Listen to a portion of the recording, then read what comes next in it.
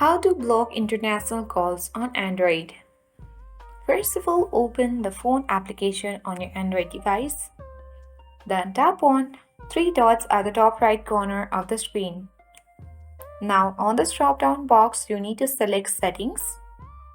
On the Settings page, you need to select Blocked Numbers.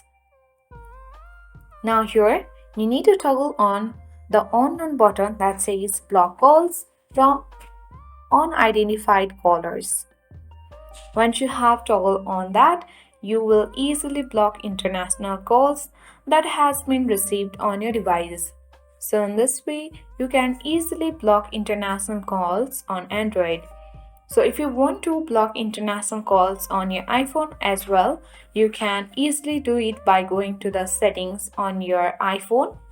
From there, you can open the phone application, and from there, by doing the same process, that is opening the block calls,